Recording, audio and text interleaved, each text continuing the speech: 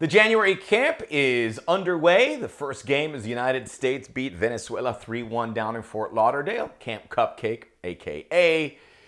doesn't come with a lot of fanfare, nor should it. And this January camp feels like it's a little bit off the boil compared to past ones, with the one exception of this is Mauricio Pochettino's first, and perhaps only, we'll see. Well, he'll have another January camp. Hopefully he has many more. We'll see what the future holds. But this was the first for him, so that made it interesting. However, we were hit with a thunderbolt, a talking point that could reverberate into the United States men's national team calendar year. Who knows what happens with 2026? And I'm talking about Matko Miljevic, the surprise addition to this roster, who was even more surprising when we saw the starting 11, and he was in it. We will break all of that down and the highlights of the victory over Venezuela here on the Soccer OG. Like, subscribe, hit that like, and hit that subscribe button too if you haven't subscribed as well. Leave a comment. We'd love to have discourse. Always busy exchanging great ideas out there from people, and I miss so much. So you make me smarter too. So appreciate all those who chip in with some comments. So this was the starting 11. And again, it's like this is 6 players. It was a heavily rotated, I think 6 guys came off the bench. 6 players made their U.S. men's national team debut. So that's always nice. And that's what this camp is for. I know a lot of people talk about making it an under 23 or an under 20. And the under 23s and the under 20s, and by and large, it's kind of close to that. It's not perfectly like that. I mean, should Tim Ream and Shaq Moore be there? No, but it is an under 23 side. But the under 23s will have their moment. You have this January camp. You look for things or players that might work out. So use it to the benefit. There is a long list of players that have benefited from January camp. Big names like Josie Altidore and many others. DeMarcus Beasley. So, I mean, if it went away, I wouldn't lose any sleep. I don't think you would lose any sleep either. And again, this game started noon kickoff for us out here on the West Coast. And I was on my couch and first 30 minutes, whoa. Yeah.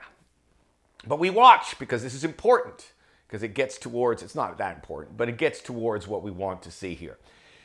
As for the game, before we get into this lightning bolt of a talking point that came out of it, Patrick Schulte, who I had a chance to talk with earlier this week, a great guy, maybe a man who can seize this opportunity. He was pretty solid and not having to face all that many chances. Max Arfson looked okay at left back, big statuesque fullback. Shaq Moore on the right, he was solid. I mean, I know Shaq Moore has his detractors, and he probably shouldn't have been on this squad, but he looked pretty good to me. And then George Campbell, Miles Robinson, Jack McClin, Benjamin Kramaski with Miljevic, Brian Gutierrez, Caden Clark, Patrick Ajimang at the front. So I want to talk about Ajimang first because that's a great story. He's 24. He started a small school in Connecticut. He's from Connecticut, then transferred to Rhode Island. Just goes to show that you can still find players in the college draft. And this is a practice that I think we all want to benefit from, to find where that talent is, because there are players that slip through the cracks. Even 6'4" ones like Ajimang. Had a really nice goal, always threatening. I like how he puts his head down and goes to goal. He's just very, very raw. But, I mean, he's not 18. But at 24, you could see a bright future for him. I compared Daryl Dike, who came out of the college ranks, and if not for a horrible injury history, would probably be doing pretty well as a striker in the championship or somewhere else. Ajimang, certainly, I mean, he's not going to displace any of the forwards in the pecking order. I don't think there's anyone that should be concerned on the senior national team. Not that they're concerned. Schulte, Miles Robinson will probably be on that World Cup squad. Maybe one other guy, depending. A lot of things can change. But it won't be Ajimang because we have a lot of good strikers. But Ajimang, I think, is a guy that can benefit from this and can make a move to Europe because you don't have guys with those physical tools. And spending time with Mauricio Pochettino, chef's kiss. So very impressed with him. He was a load. I mean, guys did not want to engage him defensively. So I'm excited to see what he does with Charlotte FC this season and moving forward. But I know some eyeballs were certainly open. Jack McGlynn, great goal. We've seen so many amazing goals down there in Fort Lauderdale with another left-footed midfielder forward And Jack McGlynn just uncorked a gorgeous goal. He was involved in a lot of other plays as well. So Jack McGlynn, why I'm surprised, is still a Philadelphia Union player. I think we've heard there has been interest for him. However, I think they're getting on the cheap for him. People want to get him. And, Philadelphia Union have sold some of their players, like the Aronsons and so forth, for really pennies on the dollar for what I think they were valued. And I don't know if players want to get cheap on Jack McGlynn, but he's a beautiful player. He does a lot in that midfield. Surprised he's still there, but he's certainly embracing some of those moments. Other than Brian Gutierrez, good to see him get after it as well, as he played on the left side, but I would like to see him more central. But he goes one-on-one at players, very elegant. Good to see him get a run here, and that's another guy that I think happy to have him in MLS, but certainly has a future moving forward. There really isn't much more to say. And they have the game here on Wednesday against Costa Rica and Piojo Herrera, so that's something to certainly tune in for. And then we'll wrap up the January window. We can head towards Wednesday. But let's talk about this Matko Miljevic scenario. And this is a guy with a lot of skeletons in his closet. Left Montreal for really disgraceful means. We don't have all the details, but it wasn't pretty.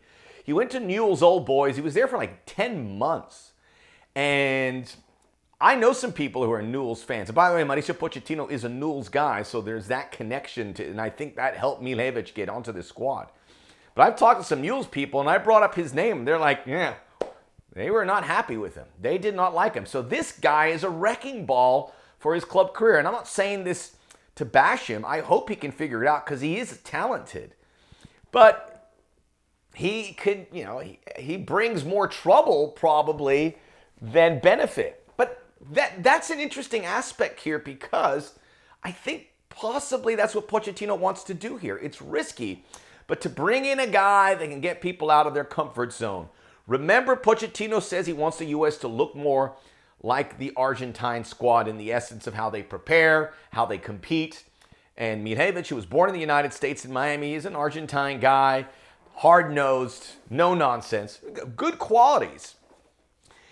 But Herculez Gomez, my friend, tweeted this about, not having any reason to be called in. I mean, he has proven nothing, and this is what he said. You can read it off the screen there. And I agree with that. It's like, look, it's an honor to get on the national team. But this was like a solid for Pochettino to Miljevic to get him in here if it is in fact an apparatus for Pochettino to kind of fire up this team. We'll find out if Miljevic joins that March squad. That'll get us talking because whether it is that or it isn't, I think this is the first misstep from Pochettino. It could be a minor one, could be more. He's also, Miljevic benefits from this because he'll land with another club. I think they were mentioning he's going to go to Huracan, and, he was like the non-MLS player, but there is something to that. So, Miljevic gets the start. Should have been Diego Luna, and I feel terrible for Luna because Miljevic went 65 minutes, and Luna was a good sport. He came in, he looked really sharp in the 25 minutes, but he is next in line. This was his time, and Pochettino took it away from him for this, an experiment, whatever we want to call it. So, I feel bad for Diego Luna. I'm sure he's okay with it, and it's just the January camp. Hopefully he'll get other opportunities. But it feels, like he was the one guy leapfrogged here so that he could get Miljevic into this starting 11. A penalty happened. And then we have this moment where Jack McGlynn went to get the ball. Miljevic took it away. I mean, Miljevic has no business really being on the field, and here he is taking the ball away. And then you can see the sideline, and Pochettino was asked, I think, by Stephen Goff afterwards, that he says, we had not determined a penalty taker. What? Why not? This is where it gets very experimental. Miljevic won the argument, took a horrible penalty, and, the narrative opened up even more. Miljevic scored a goal later.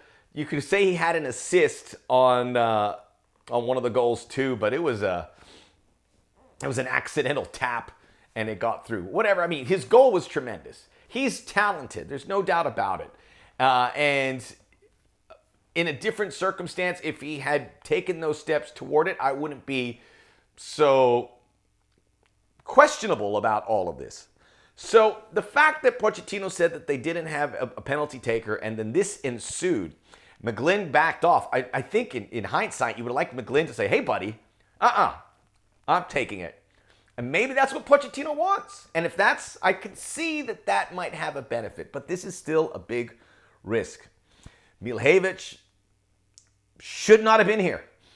Pochettino used this opportunity. I hope it was for the up and up and to see if he could fire up. We'll see who starts on Wednesday. If Miljevic is in there again and not Luna, that's a huge gut punch for Diego, who has worked his tail off to get to these opportunities. So we now we look at for what this is. And again, the Venezuela team they played was probably a B- team, maybe a C+ team. There's a couple guys that are hovering around the senior team that will get on the back end of a roster. So I don't know if it's, and it wasn't a stern test. And the U.S. did get a result. Pochettino's now won 4 of the 5 games he has been in charge. But what to make of this? What to make of this? And I was hoping someone would ask Pochettino about why he started, why he was selected. Because there's no reason he should start this. This was a gift for Miljevic. He deserves no good things because of his track record in Montreal and with Newell's Old Boys. But Mauricio Pochettino gave him. He's brought a bad element into the U.S. camp. Maybe it's going to fire up. It looked like the players were okay with him. They had good energy. They've been together for 10 days for training. But could be a risk. We'll keep it brief for the January camp. We'll be back after the Wednesday game. The Soccer OG. Hit that like button, subscribe, leave a comment. We'd love to chat with you. We'll be back here soon.